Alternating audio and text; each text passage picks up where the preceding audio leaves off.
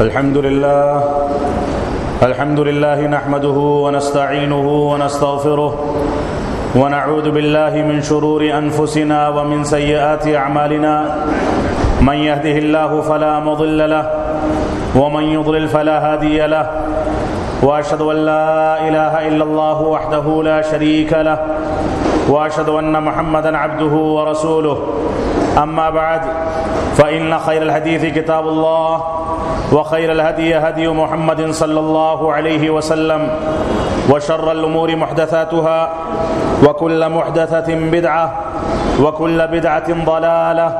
وكل ضلالة في النار. فأعوذ بالله السميع العليم من الشيطان الرجيم. بسم الله الرحمن الرحيم. إن الله يأمركم أن تؤدوا الأمانات إلى أهلها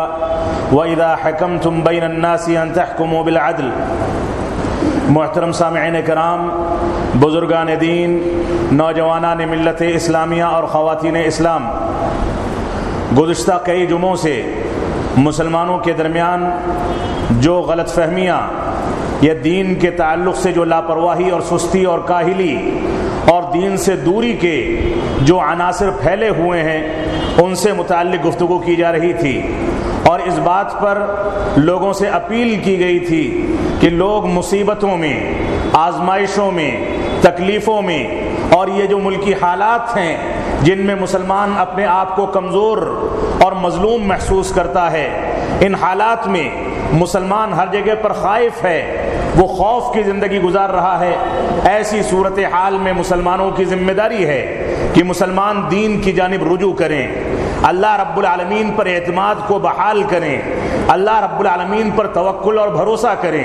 قرآن و سنت کے مطابق زندگی گزارنے کی کوشش کریں. وہ دیکھیں کہ رسول اکرم صلی اللہ علیہ وسلم کے عہد مبارک میں کس طریقے سے ان لوگوں کے اوپر جب کوئی آزمائش آتی تھی، کوئی مصیبت پڑتی تھی، کسی انداز کی مشکل میں گرفتار کیے جاتے تھے تو خود رسول اکرم صلی اللہ علیہ وسلم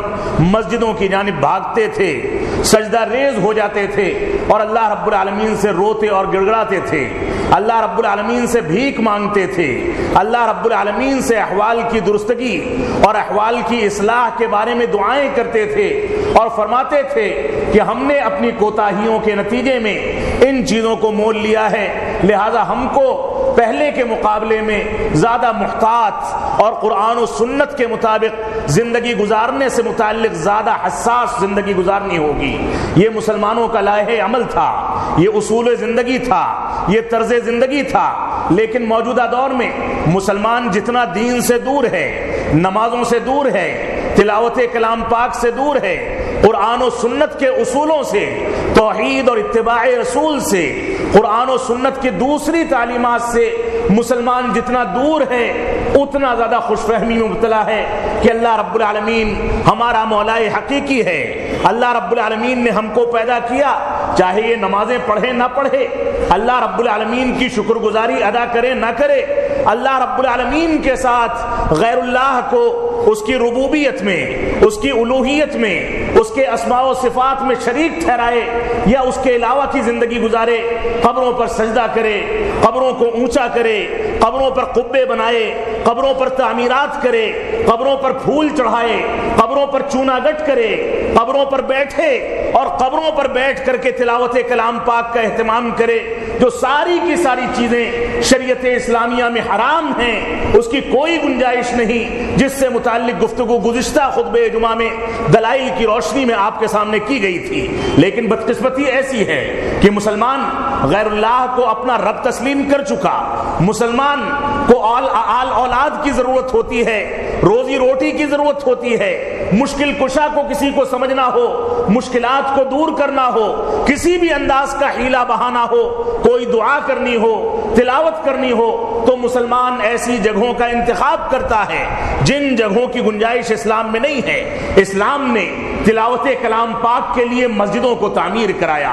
اسلام نے تلاوت کلام پاک اور نمازوں کے اہتمام اور سجدے اور رکوع کے لیے اور اللہ رب العالمین کے آگے جھکنے کے لیے گھروں کو اور مسجدوں کو اس کا مقام اور اس کی جگہ قرار دیا۔ اللہ رب العالمین نے یہ فرمایا کہ پاکیزہ جگہوں پر جو زمینیں ہیں، پاکیزہ جگہوں پر جو جگہیں تمہارے اختیار میں ہیں، ان جگہوں پر تم اللہ رب العالمین کی عبادت کرو۔ لیکن مسلمانوں نے اس کی جگہیں بدل دی، کوئی قبر پر تلاوت کرتا ہے، کوئی تعویذ گنڈوں تک قرآن مجید کو محدود کر کے اپنی ناپاک گردنوں میں یا اپنے پیر میں اور اپنے ہاتھ میں باندھ لیتا ہے، اور اسی کی حالت میں وہ استنجا خانے میں جاتا ہے، بیت الخلا میں جاتا ہے، اس کی ناقدری ہوتی ہے۔ اور سب سے بڑی بات یہ کہ رسول اکرم صلی اللہ علیہ وسلم کے فرمان کی صریح مخالفت ہوتی ہے، جس میں آپ نے فرمایا من تعلق تمیمۃ فقد اشرک، جس نے کوئی تعویذ گنڈا لٹکایا اس نے شرک کیا۔ تو مسلمان آج سارے کے سارے معاملات میں دین کے اصولوں کو، دین کے بنیادوں کو ملیمیٹ کرتا ہے، اللہ رب العالمین کی حق تلفی کرتا ہے، اللہ رب العالمین کے حقوق میں اس کی حق کی ادائیگی نہیں کرتا، اس کے باوجود یہ توقع رکھتا ہے کہ ہم غیر اللہ سے اولاد مانگیں، ہم غیر اللہ سے منتیں مانگیں، ہم غیر اللہ سے دعائیں مانگیں۔ جب مشکلات پڑیں اور یہ قبر والے لاچار نظر آئیں، جب مشکلات پڑیں اور یہ شخصیات بے یار و مددگار نظر آئیں، تو ان مشکلات میں ہم مشرکین مکہ کی طرح سے اللہ رب العالمین کو پکارنے کے لیے مسجدوں کی طرف دوڑتے ہیں، آہو بکا کرتے ہیں، گریو زاری کرتے ہیں، تکلیفوں کا اظہار کرتے ہیں۔ یہ انصاف کی بات نہیں ہے۔ پیدا کرنے والا صرف اللہ رب العالمین ہے، روزی روٹی دینے والا صرف اللہ رب العالمین ہے، بیماریوں سے نجات دینے والا صرف اور صرف اللہ رب العالمین ہے۔ نگاہوں کی نعمت، کان سے سننے کی نعمت، دل سے سوچنے کی نعمت، دل و دماغ کی نعمت، چلنے پھرنے کی نعمت، ہاتھ کے استعمال کی نعمت، سوچنے سمجھنے کی نعمت، لین دین کرنے کی نعمت، اور ایسا دل و دماغ جس کے ذریعے سے انسان اپنے تجارت میں کامیابی حاصل کرے، دنیا کے اندر ایک دوسرے پر مال و دولت میں سبقت لے جائے، دنیا کے اندر جس دل و دماغ کے استعمال کے نتیجے میں وہ ہر چمکتی چیز کو سونا نہ سمجھے بلکہ یہ بھی سمجھے کہ آگ بھی چمکتی ہے، اگر اس کو چھو لیا جائے گا یا اٹھا لیا جائے گا تو وہ جلا کر کے راکھ کر دے گی۔ اللہ رب العالمین نے یہ دل و دماغ دیا، اللہ رب العالمین نے یہ شعور دیا، لیکن عبادت کی جائے، سجدے کیے جائیں، اولاد مانگی جائے، تلاوت کی جائے، کسی کو مشکل کشا سمجھا جائے تو غیر اللہ کو سمجھا جائے، تو ایسی صورت میں جب ایک مرد اپنی بیوی کے معاملے میں کسی کو شریک ٹھہرانا ناگوار سمجھتا ہے، ایک انسان باہر کے انسان کو اپنے خاندان میں دخل اندازی دینے پر ناگواری کا اظہار کرتا ہے، ایک انسان جس کو اللہ رب العالمین نے ذمہ داری دی ہے، اس ذمہ داری کے آگے کوئی بغاوت کر کے اٹھ جائے تو انسان اس بات کو ناگوار سمجھتا ہے۔ تو اللہ رب العالمین جس نے ایک حقیر پانی کے ذریعے اس انسان کو پیدا کیا، وہ رب کائنات جس نے اس کو ماں کے پیٹ میں سانسیں دلائی، غذا دلائی، وہ رب کائنات جس نے جیتے جاگتے بچے کی شکل میں ماں کی گود بھر دی، بچہ روتا تھا، دودھ پیتا تھا، ماں کی چھاتیوں کو اس بچے کے لیے غذا بنا دیا، وہ رب کائنات جس نے کھانے کے سارے سامان مہیا کیے، پینے کے سارے سامان مہیا کیے، چاند اور سورج کو اگایا، دنیا کے اندر عزت کے ساتھ، آرام کے ساتھ چھتوں کے نیچے زندگی گزارنے کی نعمتوں سے ہم کو نوازا، اور اس سے کہیں بڑی بات یہ ہے کہ اللہ رب العالمین نے دین اسلام کی امانت ہمارے کندھوں پر ڈالی، جس امانت سے زمین نے اور پہاڑوں نے جس امانت کو قبول کرنے سے انکار کر دیا تھا، اس زمین نے کہہ دیا تھا کہ اس قرآن مجید کی، اس دین کی امانت ہمارے بس کی بات نہیں ہے کہ ہم اٹھا سکیں، پہاڑوں نے انکار کر دیا کہ ہمارے اوپر اگر اس کا نزول ہو گیا تو ہم ریزہ ریزہ ہو جائیں گے، لیکن اس انسان نے اس امانت کو قبول کیا اور اس کے باوجود اس امانت میں یہ خیانت کرتا ہے۔ تو اللہ رب العالمین کا تعاون، اللہ رب العالمین کی نصرت اس انداز سے آنے والی نہیں ہے۔ تو آج کے خطبہ جمعہ میں میں آپ کے سامنے دو نعمتوں کے بارے میں گفتگو کرنا چاہتا ہوں۔ ایک تو وہ آیت کریمہ میں نے جو آپ کے سامنے تلاوت کی، اللہ رب العالمین ارشاد فرماتا ہے کہ ان اللہ یأمرکم ان تؤدوا الامانات الی اہلہا، کہ اللہ رب العالمین نے تم لوگوں کو اس بات کا حکم دیا ہے کہ امانت کو اہل امانت کی جانب لوٹا دو، اہل امانت کی جانب اس کی ادائیگی کر دو۔ جو جس امانت کا مستحق ہے اس کے سامنے وہ امانت رکھ دی جائے۔ امانت میں خیانت کرنا یہ اسلام میں خیانت ہے، یہ دین میں خیانت ہے، یہ قرآن میں خیانت ہے، یہ احادیث رسول میں خیانت ہے۔ انسان اللہ رب العالمین کے دین کے نام پر شرکیات کو انجام دے اور یہ کہے کہ غیر اللہ کو وسیلے کے طور پر ہم نے اللہ رب العالمین کا شریک ٹھہرایا ہے، باتیں پہنچانے کے لیے، اللہ رب العالمین تک ہماری صدائیں پہنچانے کے لیے یہ غیر اللہ ان کے ہمارے توسط اور ہمارے وسیلہ بنتے ہیں، یہ وہاں تک بات پہنچاتے ہیں۔ جو رب کائنات ہم کو ایک حقیر پانی سے پیدا کر سکتا ہے، جو رب ذوالجلال والاکرام یہاں تک کہتا ہے کہ وَنَحْنُ أَقْرَبُ إِلَيْهِ مِنْ حَبْلِ الْوَرِيدِ کہ ہم تمہاری شہ رگ سے زیادہ قریب ہیں۔ تم آہ بھی کرتے ہو، تم کراہتے ہو، تمہارے اندر کوئی تکلیف ہوتی ہے تو اللہ رب العالمین کو اس کا علم ہے۔ جنگلوں میں درخت سے ٹوٹ کر کے کوئی پتا گرتا ہے، اللہ رب العالمین کو اس کا علم ہے۔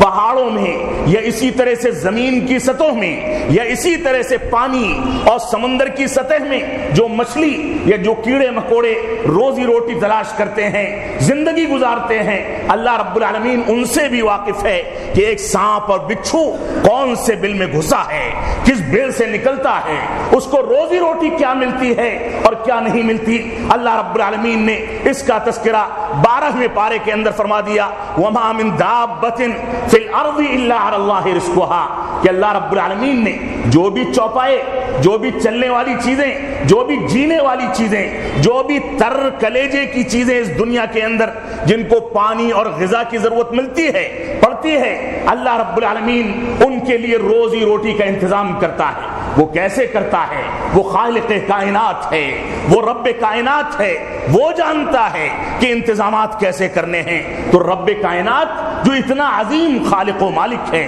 جو تمام بادشاہوں کا بادشاہ ہے، اس کی بادشاہت کے آگے بڑے بڑے عہدے پھیکے پڑ جاتے ہیں، بڑے بڑے عہدے کے مالکان کسی وقت بھی فوت ہو جاتے ہیں اور ان کی کرسیاں دھری کی دھری رہ جاتی ہیں، بڑے بڑے پیسے والے، مال و ثروت والے اس دنیا سے رخصت ہو جاتے ہیں اور ان کی وہی سگی آل اولاد جو ان کو پوجتی تھی، جو ان کو چومتی تھی، جو ان کی تکلیفوں کو برداشت نہیں کر پاتی تھی، وہی آل اولاد انہی کے مال میں لڑائی جھگڑا کر کے ایک دوسرے کا قتل تک کر دیتے ہیں۔ وہ اللہ رب العالمین یہ جانتا ہے کہ کون کس طریقے سے زندگی گزارتا ہے۔ اس رب کائنات اور اس بادشاہوں کے بادشاہ نے ہمارے لیے جو اصول بنا دیے، جو طریقہ بتا دیا، اسلام کے جو ضابطے بتا دیے، ان کے مطابق زندگی گزارنا یہ ہم سب کی اجتماعی ذمہ داری ہے۔ تو اللہ رب العالمین نے یہی فرمایا، ان اللہ یأمرکم ان تؤدوا الامانات الی اہلھا کہ اللہ رب العالمین نے تم کو اس بات کا حکم دیا ہے کہ تم اللہ رب العالمین کی امانت یعنی دین اسلام کی امانت کو اچھی طرح سے ادا کر دو۔ اور رسول اکرم صلی اللہ علیہ وسلم فرماتے ہیں کہ اذا ضیعت الامانۃ فانتظر الساعہ کہ جب امانت ضائع کر دی جائے، امانت میں خیانت ہونے لگے، لوگ اپنے اوپر آنے والی ذمہ داریوں کے بارے میں اس کو ٹھکرا کر کے، اس میں کاہلی اور سستی کر کے، اس کو نظر انداز کر کے، اس کی ذمہ داری نہ نبھا کر کے اگر امانت میں خیانت کریں تو رسول اکرم صلی اللہ علیہ وسلم فرماتے ہیں فانتظر الساعہ تو قیامت کا انتظار کرو، رکے رہو، قیامت کا انتظار کرو۔ رسول اکرم صلی اللہ علیہ وسلم نے سے صحابہ کرام نے پوچھا وَكَيْفَ إِضَاعَتُهَا یا رسول اللہ، اے اللہ کے نبی صلی اللہ علیہ وسلم اس امانت کی خیانت کیسے ہوگی، اس کا ضائع ہونا کس طریقے سے ہوگا؟ تو اللہ کے نبی صلی اللہ علیہ وسلم نے فرمایا اذا وسد الامر الى غیر اہلہ فانتظر الساعہ جب معاملات، جب ذمہ داریاں، جب امانتیں غیر اہل لوگوں کے کندھوں پر ڈال دی جائیں، جو نہیں جانتے کہ لوگوں کے فیصلے کیسے کرنے ہیں، جن کو خبر نہیں ہے کہ لوگوں کے درمیان انصاف کیسے کرنا ہے، جن کو پتہ نہیں ہے کہ شرک اور توحید میں فرق کیا ہے، جو نہیں جانتے کہ بدعت اور سنت میں فرق کیا ہے، جو لوگوں کو نہیں بتاتے کہ بدعات سے دوری اختیار کی جائے، سنت کو اختیار کیا جائے، جو لوگوں کو نہیں بتاتے شرکیات سے توبہ کی جائے اور توحید کو اختیار کیا جائے، اللہ کے نبی صلی اللہ علیہ وسلم فرماتے ہیں اذا وسد الامر الى غیر اہلہ فانتظر الساعہ جب معاملات ذمہ داریاں غیر اہل لوگوں کے ذمے کر دی جائیں تو قیامت کا انتظار کرو۔ آج کے دور میں آپ دیکھ لیں، دراسہ کر لیں، مسجدوں کو دیکھ لیں، مدرسوں کو دیکھ لیں، دینی جماعتوں کو دیکھ لیں، اپنے حلقوں کو دیکھ لیں، اپنے گھرانوں کو، اپنے خاندانوں کو، اپنے آفسوں کو، اپنی فیکٹریوں کو، ساری کی ساری چیزوں کا سروے کر لیں۔ کیا واقعی میں آپ اگر اس کے ذمہ دار ہیں، آپ کے کندھے پر اس مسجد کی یا اس مدرسے کی یا اس فیکٹری کی یا اس آفس کی ذمہ داری ڈالی گئی ہے تو کیا آپ واقعی امانت داری کے ساتھ اس ذمہ داری کو نبھاتے ہیں؟ آپ کی ماتحتی میں جو لوگ کام کرتے ہیں وہ توحید کو کتنا مانتے ہیں، اتباع رسول میں کتنے کھڑے اترتے ہیں، نمازوں کی پابندی کے بارے میں ان کے دلوں میں کون سا جذبہ ہے، وہ تلاوت کلام پاک کے بارے میں کیا عقیدہ رکھتے ہیں؟ ایسا تو نہیں کہ وہ قبروں پر جا کر کے منتیں مانگتے ہیں، ایسا تو نہیں کہ وہ مشکل کشا اللہ رب العالمین کے علاوہ کسی کو سمجھتے ہیں، ایسا تو نہیں کہ ان کے گھروں میں اولاد نہیں ہوتی تو غیر اللہ کے آگے بھیک مانگتے ہیں، ایسا تو نہیں ہے کہ اللہ رب العالمین کو چھوڑ کر کے دوسروں کے آگے ہاتھ پھیلاتے ہیں، قبروں کو مقدس سمجھتے ہیں، قبروں کو اونچا بناتے ہیں، قبروں پر تعمیرات کرتے ہیں، قبروں پر پھول اور چادریں چڑھاتے ہیں، اس پر تلاوت کرتے ہیں۔ کہیں ایسا تو نہیں ہے؟ آپ کو دیکھنا ہوگا، جائزہ لینا ہوگا، دراسہ کرنا ہوگا، سروے کرنا ہوگا کہ آپ کی ماتحتی میں آپ پڑھنے والے طالب علم ہیں تو آپ کے دوست و احباب میں آپ پڑھنے والے طالب علم ہیں تو آپ کے اسکول اور کالج میں آپ کام کرنے والے انسان ہیں تو آپ کے آفسوں میں، آپ کی فیکٹریوں میں آپ گھرانے کے اور خاندان کے ذمہ دار ہیں تو آپ کے خاندان اور گھرانے میں کس حد تک اسلامی امانت کی ادائیگی کی جا رہی ہے، یہ ایک بنیادی مسئلہ ہے۔ مسلمان موجودہ دور میں اس امانت کی ادائیگی میں کوتاہ نظر آتا ہے۔ کوئی بھی جگہ آپ دیکھ لیں، کسی مسجد کو دیکھ لیں، امانت کی ادائیگی کا تقاضا ہے کہ رسول اکرم صلی اللہ علیہ وسلم کے اقوال،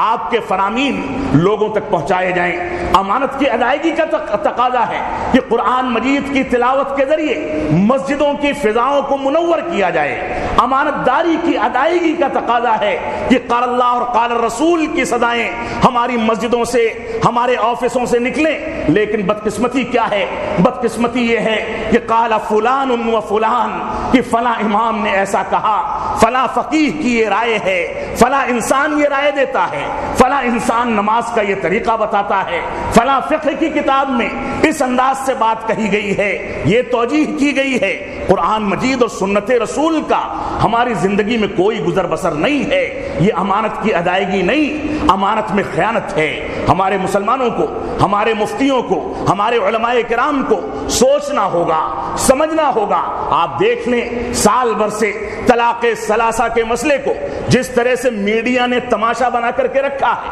اور حکومت اس میں لذت لے لے کر مسلمانوں کا ٹھٹھا اڑاتی ہے، اس کے باوجود ہمارے لوگوں کو یہ عقل نہیں آتی کہ ہم اس موقع سے، اس تکلیف کے موقع سے، اس آزمائش کے موقع سے قرآن مجید اور سنت رسول کی جانب رجوع کر کے اس بات کو تسلیم کر لیں کہ رسول اکرم صلی اللہ علیہ وسلم کے عہد مبارک میں ایک مجلس کی 3 طلاق کو ایک شمار کیا جاتا تھا۔ دلائل بڑے پڑے ہیں، لیکن ہم نے اس امانت کی ادائیگی نہیں کی، اور اس امانت کی ادائیگی نہ کرنے کے نتیجے میں آپ دیکھ لیں میڈیا میں جو ڈیبیٹ پیش کیے جاتے ہیں وہاں مولویوں کو جس انداز سے ذلیل کیا جاتا ہے، دیکھنے کے بعد آنکھوں سے اشک بار ہونے کے علاوہ، آنکھوں سے آنسو نکلنے کے علاوہ کوئی چیز نہیں نکلتی۔ دل کراہتا ہے، دل میں تکلیف اٹھتی ہے کہ آج یہ دور آ گیا جنگ آزادی میں جس ملک کو مسلمانوں کے علماء کرام نے آزاد کرایا، اسی ملک کے اندر سیکولرزم کے نام پر جس ملک کو چلایا جاتا ہے، اس ملک کے اندر مسلمانوں کی بدعمالیوں، مسلمانوں کے انتشار، مسلمانوں کے اختلاف اور مسلمانوں کی کمزوری کا فائدہ اٹھا کر آج مسلمانوں کا باقاعدہ میڈیا پر ٹھٹھا اڑایا جاتا ہے، اور ہم سب اس کے ذمہ دار ہیں۔ اللہ رب العالمین ہم سب کو عقل سلیم عطا فرمائے۔ تو ایک نعمت تو یہ ہے کہ اللہ رب العالمین نے ہم کو اسلامی نعمت سے نوازا ہے، ہم کو اس بات سے نوازا ہے کہ ہم اسلامی نعمت کو اختیار کر کے اس کے مطابق زندگی گزاریں، اسلامی نعمت اور اسلامی امانت داری کی ادائیگی کریں۔ ایک نعمت تو یہ ہے، دوسری نعمت ہمارا دل و دماغ ہے. اللہ رب العالمین نے ہم کو دل دیا ہے, اللہ رب العالمین نے ہم کو دماغ دیا ہے, سوچنے سمجھنے کی صلاحیت دی ہے. یہ کون سا طریقہ ہے کہ کوئی انسان آپ کے سامنے آ کر کے کہہ دے کہ بات تو یہی ہے, اب اس کے علاوہ بحث و تفتیش نہ کی جائے, مزید قرآن و حدیث کے دلائل تلاش نہ کیے جائیں, کسی عالم سے رجوع نہ کیا جائے. کوئی مسئلہ بتا دیا گیا, لکیر کے فقیر بن کے ہم اسی کو دین سمجھ لیتے ہیں, اسی کو حرف آخر سمجھ لیتے ہیں اور اسی کے مطابق عمل پیرا ہوتے ہیں. یہ امانت میں خیانت ہے. اس وجہ سے اللہ رب العالمین نے اسی امانت کو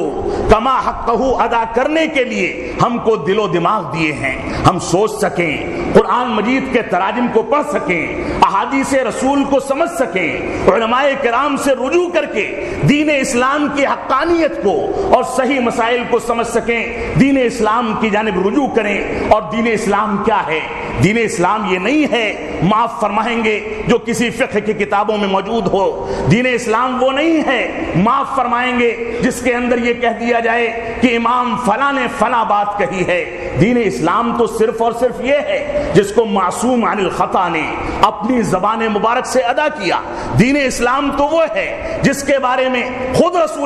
اللہ رب العالمین نے فرما دیا وما ينطق عن الهوى ان هو الا وحی یوحى, کہ جو بات بھی آپ کی زبان مبارک سے نکلتی ہے اپنی مرضی سے نہیں کہتے, بلکہ جو کچھ اللہ رب العالمین نازل کرتا ہے, دل کے اوپر الہام کرتا ہے, القا کرتا ہے, وحی کے ذریعے نزول ہوتا ہے, اسی کی گفتگو کرتے ہیں. کوئی ایک دلیل دکھا دی جائے کہ کسی دلیل کے اندر اللہ رب العالمین نے یا رسول اکرم صلی اللہ علیہ وسلم نے یہ بھی کہا ہو کہ اگر ان معاملات میں مسائل نہ ملے, مسائل حل نہ ہو سکیں, تو فقہائے کرام کی جانب رجوع کیا جائے. زیادہ سے زیادہ خلفائے راشدین کا حوالہ دیا جاتا ہے, صحابہ کرام کے اجماعی مسائل کا حوالہ دیا جاتا ہے. اس سے آگے نکلنے کی گنجائش نہیں ہے. تو دین اسلام تو قال اللہ اور قال رسول کا نام ہے. دین اسلام قال فلان اور قال فلان کا نام نہیں ہے. اس وجہ سے ہم کو اس معاملے میں حساس بننا ہوگا. تو اللہ رب العالمین نے دل و دماغ دیے.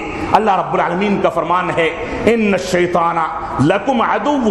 فاتخذوه عدوا انما يدعو حزبه ليكونوا من اصحاب السعیر. سورہ فاطر کی آیت کریمہ ہے. اللہ رب العالمین نے فرمایا کہ یہ شیطان تمہارا دشمن ہے, اس کو اپنا دشمن بنا کر کے رکھو, اس کو دوست نہ بناؤ بے حیائی کے کاموں کو آگے بڑھانے کے لیے, اور اسی طرح سے دنیا کے اندر فتنے پھیلانے کے لیے, دنیا کے اندر غلط کاریوں کو رواج دینے کے لیے, فحش کاریوں کو بڑھاوا دینے کے لیے, بے پردگی, نشیلی چیزوں کے امکانات, اور اسی طرح سے جھوٹ کو رواج دینے, دھوکہ دھڑی, تجارت میں غلط تناظر کو اختیار کرنے, اور ساری کی ساری چیزوں میں شیطان کو اپنا دشمن سمجھو. یہ شیطان تم کو بہکا کر کے قرآن و سنت کے علاوہ دنیا کی رنگینیوں میں, دنیا کی چمک دمک میں مشغول کر کے ایسا بہکا دیتا ہے کہ تم کو خبر ہی نہیں ہوتی. تو اللہ رب العالمین نے فرمایا کہ یہ شیطان تمہارا دشمن ہے, اس کو اپنا دشمن سمجھ کے رکھو. انما يدعو حزبه ليكونوا من اصحاب السعیر. یہ اپنے چیلوں کو, اپنے چپاٹوں کو اور اپنے مقلدین کو جو اس کے بہکاوے میں آ کر زنا کرتے ہیں, جو اس کے بہکاوے میں آ کر داڑھیاں موڑتے ہیں, جو اس کے بہکاوے میں آ کر بیڑی سگریٹ پیتے ہیں, جو اس کے بہکاوے میں آ کر نشیلی چیزوں کا اختیار کرتے ہیں, جو اس کے بہکاوے میں آ کر جھوٹ بولتے ہیں, جو اس کے بہکاوے میں آ کر دھوکہ دیتے ہیں, جو اس کے بہکاوے میں آ کر غیبت اور چغلخوری کرتے ہیں, جو اس کے بہکاوے میں آ کر شرک اور بدعات کو انجام دیتے ہیں, اللہ رب العالمین نے فرمایا یہ سارے کے سارے لوگوں کو یہ اس کی فوج ہے, یہ اپنی فوج کو جہنم میں لے جانے کی تیاری کرتا ہے, چاہتا ہے کہ بڑی سے بڑی تعداد کو اپنے ساتھ جہنم میں لے کر کے جائے. اللہ رب العالمین نے اس کو پھٹکار لگا دی, اس کو جہنم کی وعید سنا دی. اس کے بعد یہ اپنے گروہ کو, اپنے مقلدوں کو, اپنے پیروکاروں کو زیادہ سے زیادہ لے کر کے جہنم میں جانا چاہتا ہے. اور مسلمان وہ ہے جو اس بہکاوے سے بچ کر کے دین اسلام کے مطابق زندگی گزارے, قربانیاں پیش کرے, قربانیاں پیش کر کے قرآن و سنت کے مطابق اپنی زندگی کو ڈھالے. یہ مسلمان کی ذمہ داری ہے. تو اللہ رب العالمین نے فرمایا کہ شیطان کو اپنا دشمن بنا کر کے رکھو۔ اور آپ دیکھیں کہ امانت کے بارے میں اللہ کے نبی صلی اللہ علیہ وسلم نے اسی طرح سے یہ گناہ جو شیطان کے بہکاوے میں ہم لوگ کرتے ہیں، ان گناہوں کو انجام دینے کے نتیجے میں کون کون سی ایسی وعیدیں ہیں جو اللہ رب العالمین نے نہیں سنائی، جو ہمیں دل و دماغ دیا ہے، اس کے بارے میں رسول اکرم صلی اللہ علیہ وسلم اور اللہ رب العالمین خود فرماتا ہے کہ جب انسان شیطان کے بہکاوے میں آ کر کے دل و دماغ کو اس کے حوالے کر دیتا ہے،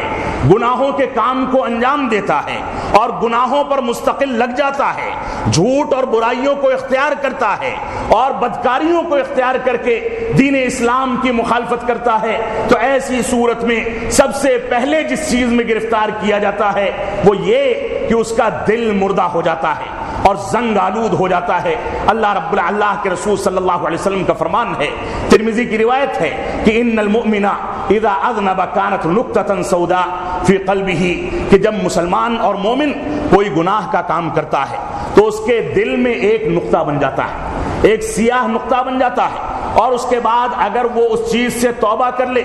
اور استغفار کر لے تو ایسی صورت میں اللہ رب العالمین اس کے دل کو صاف و شفاف کر دیتا ہے، وہ نقطہ ختم ہو جاتا ہے۔ وَإِن زَادَ زَادَتْ حَتَّى يَعْلُوَ قَلْبُهُ، اور اگر گناہوں میں استمرار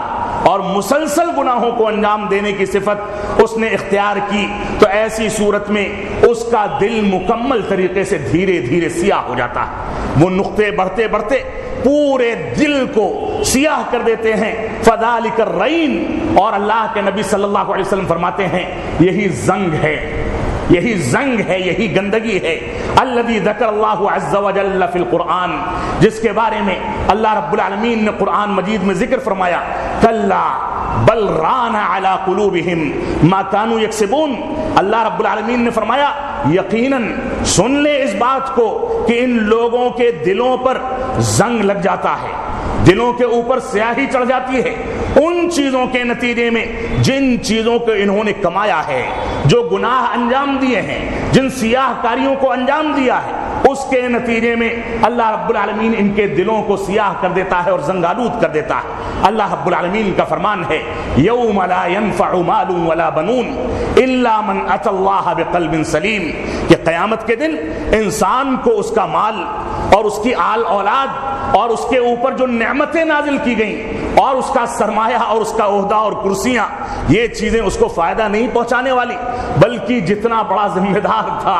اتنے زیادہ سوالات کیے جائیں گے، اس سے پوچھا جائے گا کہ اپنی رعایا کے بارے میں، اپنے ماتحتوں کے بارے میں اس نے کون سے اسلوب کو اختیار کیا، کس انداز کی زندگی گزاری۔ اللہ رب العالمین نے فرمایا کہ قیامت کے دن انسان کو اس کا مال و دولت اور اس کی آل اولاد فائدہ نہیں پہنچا پائے گی، الا من اتى اللہ بقلب سلیم، مگر وہ انسان فائدے میں ہوگا جو انسان قلب سلیم،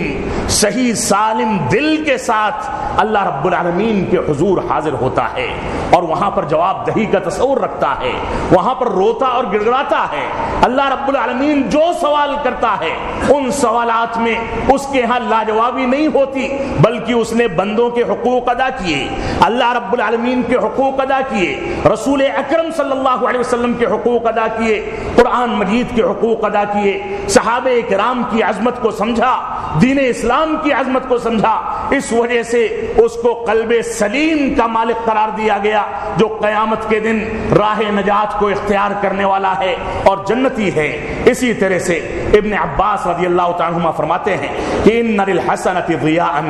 کہ نیکیوں کے لیے ایک روشنی ہوتی ہے جو انسان کے چہرے پر نظر آتی ہے، وہ نوراً، اور ایک نور ہوتا ہے جو انسان کے دلوں میں نظر آتا ہے، وسعۃ فی الرزق، اور اس کی روزی روٹی میں ان نیکیوں کے بدلے اللہ رب العالمین برکت عطا فرماتا ہے، وقوۃ فی البدن، اور اس کے جسم کے اندر اللہ رب العالمین قوت اور صحت و تندرستی عطا فرماتا ہے۔ یہ دل گناہوں کے نتیجے میں دل کی بیماریوں میں تبدیل ہو جاتا ہے، ہارٹ اٹیک پڑے، دل کی بیماریاں ہوں، یہ ساری کی ساری چیزیں ہماری سیاہ کاریوں کا نتیجہ ہیں۔ ہم نے گناہ کیے، گناہ کو کثرت کے ساتھ کیا تو اللہ رب العالمین اس عزو رئیسی کو تباہ و برباد کر دیتا ہے۔ تو اللہ ابن عباس رضی اللہ تعالی عنہ فرماتے ہیں کہ اس کے وجہ سے جسم میں قوت ملتی ہے، وہ محبتاً فی قلوب الخلق، اور اسی نیکی کے نتیجے میں مخلوقات کے دلوں میں اللہ رب العالمین محبت اور احترام بیٹھا دیتا ہے، عزت بیٹھا دیتا ہے۔ لوگ دیکھتے ہیں تو عزت کی وجہ سے اس کا احترام کرتے ہیں، اس کا نام عزت کے ساتھ لیا جاتا ہے۔ اور اس کے بعد فرمایا وَإِنَّ لِلسَّيِّئَةِ سَوْدًا، اور اسی طرح سے برائیوں کے سلسلے میں برائیاں یہ انسان کے چہرے پر سیاہی پیدا کرتی ہیں اور انسان کے دلوں میں ظلمت پیدا کرتی ہیں، انسان کے دل میں کمزوری پیدا کرتی ہیں اور انسان کی روزی روٹی میں بے برکتی پیدا کرتی ہیں، اور لوگوں کے دلوں میں ان برائیوں اور گناہوں کے نتیجے میں انسان کے خلاف بغض اور عداوت ڈال دی جاتی ہے۔ اس وجہ سے ہم کو اس چیز کے بارے میں بہت حساس ہونا ہوگا۔ اسی طرح سے یہ گناہ کے کام، یہ شیطان کی پیروی اللہ رب العالمین کے غضب کو دعوت دیتی ہے، شیطان کا ساتھ اس سے ملتا ہے جس کے ساتھ سے اللہ رب العالمین نے دور ہونے کا حکم دیا ہے۔ انسان گناہوں کی وجہ سے اپنے آپ کو بھول جاتا ہے، وہ اپنی عزت نہیں کرتا، اپنے مقام اور اپنے وقار کا خیال نہیں کرتا، گناہوں میں ایسا مبتلا ہو جاتا ہے کہ ایک وقت بذات خود اپنے کرتوتوں کے نتیجے میں لوگ اس کا ٹھٹھا اڑاتے ہیں، اس کو ذلیل کر دیتے ہیں۔ انسان اپنی حقیقت کو ان گناہوں کے نتیجے میں بھول جاتا ہے۔ اسی طرح سے رزق میں برکت سے محرومی ہوتی ہے، مشکلات اور مصائب بڑھتے ہیں، اور نہ جانے کون کون سی چیزیں انسان نیکیوں سے محروم ہوتا ہے، نیکیاں برباد کر دی جاتی ہیں۔ یہ اللہ کے نبی صلی اللہ علیہ وسلم کا فرمان ہے کہ میں تمہیں ایسی قوم کے بارے میں نہ بتا دوں جو قوم میری امتی میں سے ہوگی، اور قیامت کے دن وہ لوگ نیکیاں لے کے آئیں گے، اور نیکیوں کی مقدار جو ہوگی وہ پہاڑ، تہامہ نامی پہاڑ کے برابر ہوگی، بہت زیادہ نیکیاں ہوں گی، لیکن ان کی نیکیاں روشنی پیدا کر رہی ہوں گی، روشن ہوں گی، لوگ دور سے دیکھ لیں گے کہ یہ بڑا نیکوکار انسان تھا، صدقات و خیرات کرتا تھا، نمازوں کی پابندی کرتا تھا، لیکن اللہ رب العالمین ان چیزوں کو اڑتے ہوئے ذروں کے برابر تباہ و برباد کر دے گا۔ جس طرح سے ذرات روشنی میں اڑتے ہیں، اسی طرح سے انسان کی یہ نیکیاں ہباء منثورہ ہو جائیں گی، تباہ و برباد ہو جائیں گی۔ تو ثوبان رضی اللہ تعالیٰ عنہ جو کہ راوی حدیث ہیں، وہ کہتے ہیں کہ صفہم لنا یا رسول اللہ، اے اللہ کے نبی صلی اللہ علیہ وسلم ان گمراہ لوگوں کی صفات ہمارے سامنے بیان کر دیں تاکہ ان صفتوں سے ہم بچ سکیں۔ تو اللہ کے نبی صلی اللہ علیہ وسلم اور فرمایا اللہ نکون منہم، اور ایسا نہ ہو کہ ہم ان میں سے ہو جائیں، ان کے بارے میں بتا دیجئے، وَنَحْنُ لَا نَعْلَمْ، اور ہم کو پتہ بھی نہ چلے کہ ہم گمراہ ہو گئے۔ قال اما انہم اخوانکم من جلدتکم ویاخذون من اللیل کما تاخذون، تمہارے بھائی ہوں گے، تمہارے جیسا رنگ، تمہارے جیسے ہاتھ پیر، تمہارے جیسا سوچنا، تمہارے جیسا چلنا، تمہارے ہی خاندان اور تمہارے ہی جیسے لوگ، لیکن وہ لوگ، اور اسی طرح سے یہ لوگ رات کے اوقات میں تمہاری ہی طریقے سے عبادتیں کریں گے، تہجد کا اہتمام کریں گے، قیام اللیل کا اہتمام کریں گے، روئیں گے اور گڑگڑائیں گے، لیکن وَلَكِنَّهُمْ أَقْوَامٌ، لیکن یہ وہ قوم ہوگی اذا دخلوا بمحارم اللہ انتہکوها، جب ان کو اللہ رب العالمین کے محارم کے بارے میں اور جن چیزوں کو اللہ رب العالمین نے حرام قرار دیا ہے ان چیزوں کو کرنے کا تنہائی میں موقع مل جاتا ہے تو ایسی صورت میں چھوڑتے نہیں ہیں، ان محارم کو، ان حرام کردہ چیزوں کو، زناکاری کو، شراب نوشی کو، ساری کی ساری چیزوں کو، اس بات کو بھول جاتے ہیں کہ اللہ رب العالمین دیکھ رہا ہے۔ ان چیزوں کو رات کی تاریکی میں، گھروں کی تنہائی میں، آفسوں کی تنہائی میں وہ لوگ انجام دیتے ہیں۔ اللہ رب العالمین نے فرمایا ایسے لوگ چاہے قیام اللیل کریں، چاہے 5 وقتہ نماز با جماعت کا اہتمام کریں، اور میں آج یہ بات کہہ سکتا ہوں، دعوے کے ساتھ اس بات کا دعویٰ کر سکتا ہوں، اور یہ بات ہماری امت کے اندر، ہمارے معاشرے میں کثرت سے پائی جاتی ہے کہ کتنے ایسے افراد ہیں جو بڑی بڑی داڑھیاں رکھتے ہیں اور ان کے پیشانیوں پر نمازوں کے گٹے پڑے ہوتے ہیں، نمازیں نہیں چھوٹتی، قیام اللیل نہیں چھوٹتا، تلاوت نہیں چھوٹتی، لیکن جب لوگوں سے گفتگو کرتے ہیں تو گالیاں دیتے ہیں، لین دین کرتے ہیں تو دھوکہ دیتے ہیں، بولتے ہیں تو جھوٹ بولتے ہیں، لین دین کرتے ہیں تو لوگوں کے ساتھ غلط بیانی کرتے ہیں، مبالغہ آرائی کرتے ہیں، تجارت کے معاملات میں ان کے معاملات خراب ہوتے ہیں۔ یہ مسلمانوں کی صحیح صورتحال ہے جو آج کے دور میں الا ماشاء اللہ چند ہی لوگ ہوں گے جو ان گمراہیوں سے بچے ہوں گے۔ اللہ رب العالمین ہم کو ان معاملات میں حساس بننے کی اور دین اسلام کی جانب رجوع کرنے کی توفیق عطا فرمائے۔ تو اللہ رب العالمین نے اس شیطان کو ہمارے لیے دشمن قرار دیا، اور دو چیزوں کے بارے میں نے گفتگو کی ہے، ان دونوں چیزوں کے بارے میں پھر سے اعادہ کر دوں کہ آپ دین کی امانت کے بارے میں اپنے دلوں میں احساس پیدا کریں۔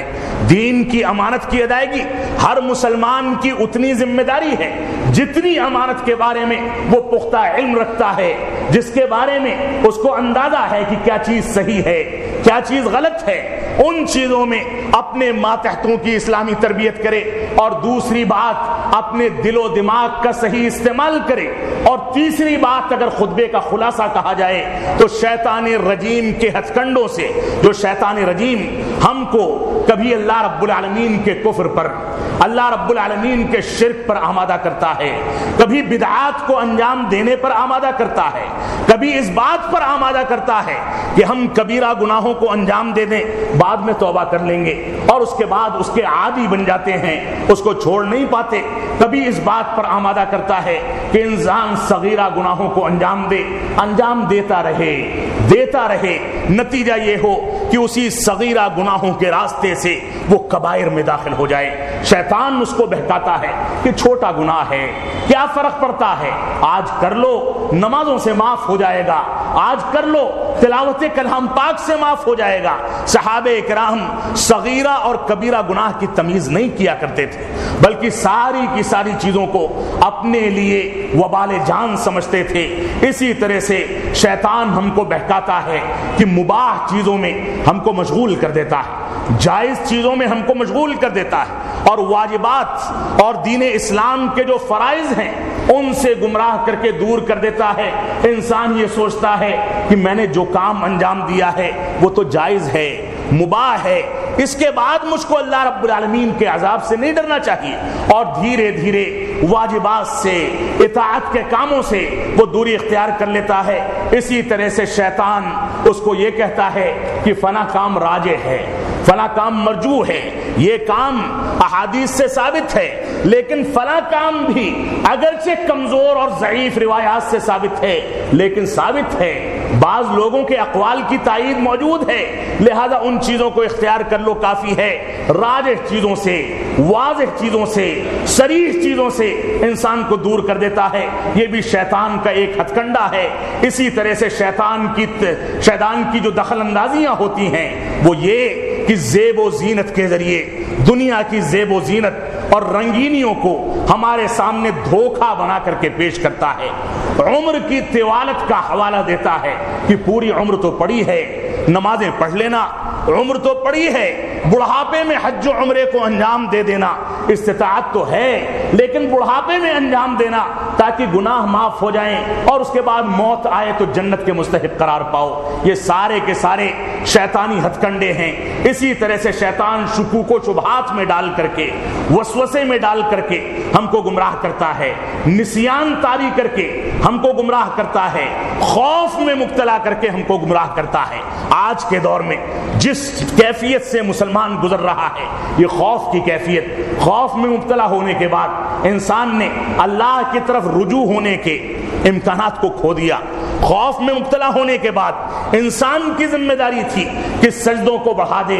نوافل کو بڑھا دے، واجبات کی پابندی کرے، گناہوں سے توبہ کرے، حلال و حرام میں تمیز کرے، لیکن اس کے باوجود انسان مظاہرات میں ایک دوسرے کی مخالفت میں اپنے دماغ کو 24 گھنٹے لگائے رہتا ہے۔ اس کے دل میں اسلامی غیرت تو نظر آتی ہے کہ ہم مسجد کو دوبارہ بنوا لیں گے، اسلامی غیرت تو نظر آتی ہے کہ مسجد کی جانب نگاہیں نہیں اٹھانے دیں گے، لیکن جہاں اس کے کرتوت دیکھے جائیں، اس کا عمل دیکھا جائے تو ایک وقت کی نماز میں حاضری اس کے لیے دشوار گزرتی ہے۔ یہ مسجدوں کی حفاظت کا، دین اسلام کی حفاظت کا طریقہ نہیں ہے آپ مسلمان بن جائیں. دین اسلام کی حفاظت رب کائنات خود کرنے والا ہے. اس نے ابابیل چھوٹے چھوٹے پرندوں کو بھیج کر کے خانہ کعبہ کی حفاظت فرمائی. اس نے جنگ بدر میں اور دوسرے غزوات میں اسلام کی حفاظت فرمائی. اس نے رسول اکرم صلی اللہ علیہ وسلم کو زہر سے اور جادو سے محفوظ کیا, قتل و خوریزی سے محفوظ کیا. وہ دین کی حفاظت کرنے والا ہے. ہم مسلمان ہو کر کے دیکھ لیں. اسی طرح سے شیطان ہم کو خوف میں مبتلا کرنے کے ساتھ ساتھ گناہوں میں مبتلا کر کے اپنے دامن کو جھاڑ لیتا ہے. کہتا ہے کہ میں نے کچھ نہیں کہا, تم خود کرتے ہو. اور یہ حقیقت ہے کہ جہاں رمضان کا چاند دیکھا جائے, مسلمان اس وجہ سے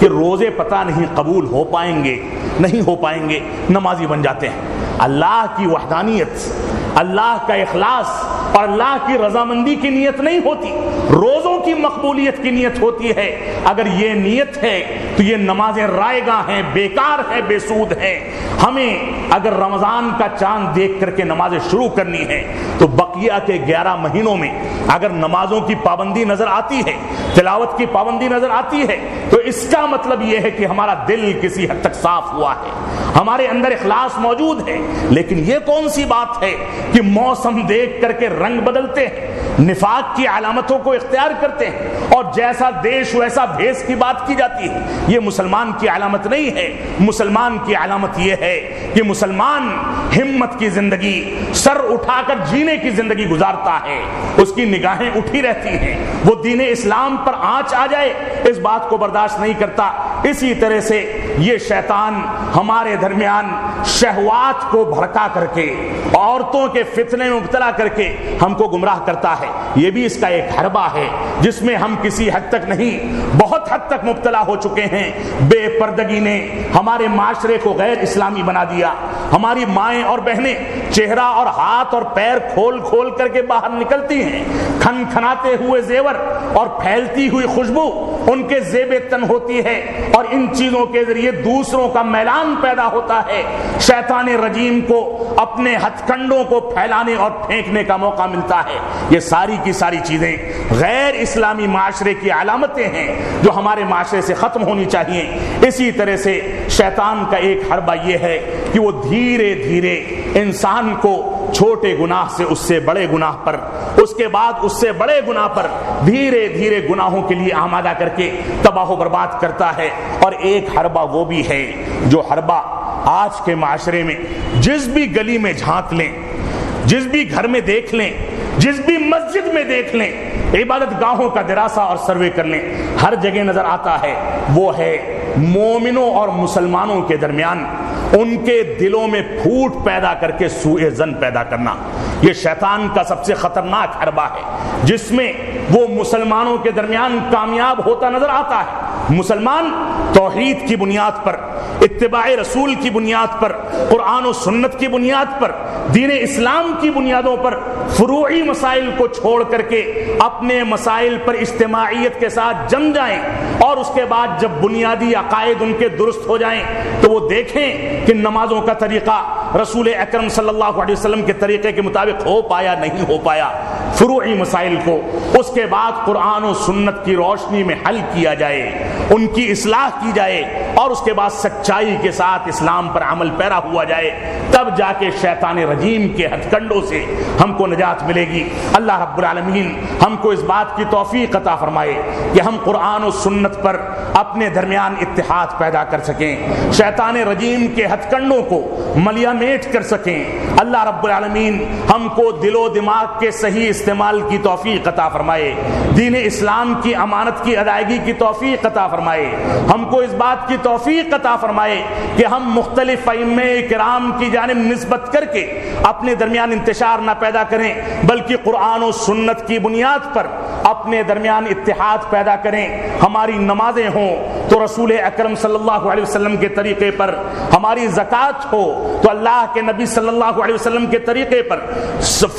جو واجبی مسائل ہوں, اصولی مسائل ہوں, فضائل کے مسائل ہوں یا فروعی مسائل ہوں، تمام کے تمام مسائل میں ہم قرآن و سنت کی جانب رجوع کر کے سچے مسلمان بن سکیں اور اسی بنیاد پر ہم لوگ زندگی گزاریں۔ ہم جب تک جئیں تب تک اسلام پر جئیں، جب ہمارا خاتمہ ہو تو ایمان پر ہو۔ بارک اللہ لنا ولکم فی القرآن المجید ونفعنی وإیاکم بالآیات والذکر الحمید، انہ تعالی جواد